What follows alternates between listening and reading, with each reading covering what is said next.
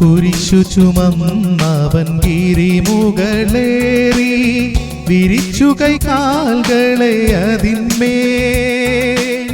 കുരിശു ചുമന്നവൻ ഗിരിമുകളേറി വിരിച്ചു കൈകാൽകളെ അതിന്മേൽ. ശരിക്കിരുമ്പാണികൾ തറപ്പതിനായതു സ്മരിക്കുകിൽ വിസ്മയനീയം. ശരിക്കിരുമ്പാണികൾ തറപ്പതിനായതു സ്മരിക്കുകിൽ വിസ്മയനീയം. ദൈവകരുണയിൻ ധനമാഹാ.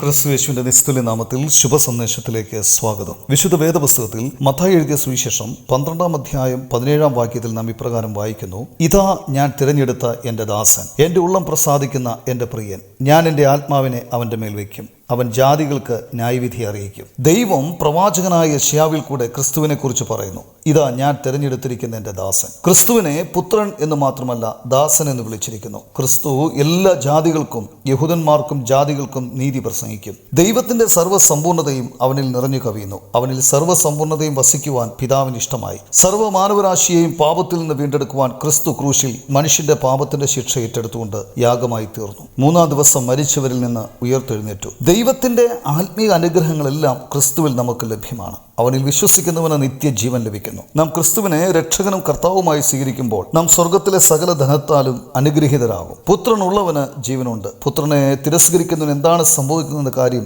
നാം വിസ്മരിക്കരുത്. പുത്രനെ അനുസരിക്കാത്തവനോ ജീവനെ കാണുകയില്ല. ദൈവക്രോധം അവന്റെ മേൽ വസിക്കുന്നതേ ഉള്ളൂ. വിശ്വസിക്കാത്തവന് ഏകജാതനായ പുത്രന്റെ നാമത്തിൽ വിശ്വസിക്കായകയാൽ ന്യായവിധി വന്നു കഴിഞ്ഞു. ദൈവം തന്നോട് എതിർക്കുന്നവരോട് എതിർത്തു നിൽക്കുന്നു. ക്രിസ്തുവിൽ വിശ്വസിക്കാൻ കൂട്ടാക്കാതിരിക്കുന്നത് ദൈവത്തോട് എതിർത്തു നിൽക്കുകയാണ്. അത് ദൈവത്തെ അനുസരിക്കാതിരിക്കുന്നതാണ്. ഒരുവൻ ഒന്നുകിൽ വിശ്വസിച്ച് രക്ഷിക്കപ്പെടണം, അല്ലെങ്കിൽ വിശ്വസിക്കാതിരുന്ന് ശിക്ഷാവിധിയിൽ അകപ്പെടും, നിത്യമായ നരകാഗ്നിയിൽ അകപ്പെടണം. ഇതിൽ രണ്ടിൽ ഏതെങ്കിലും ഒന്ന് തിരഞ്ഞെടുക്കണം. മൂന്നാമതൊരു മാർഗമില്ല.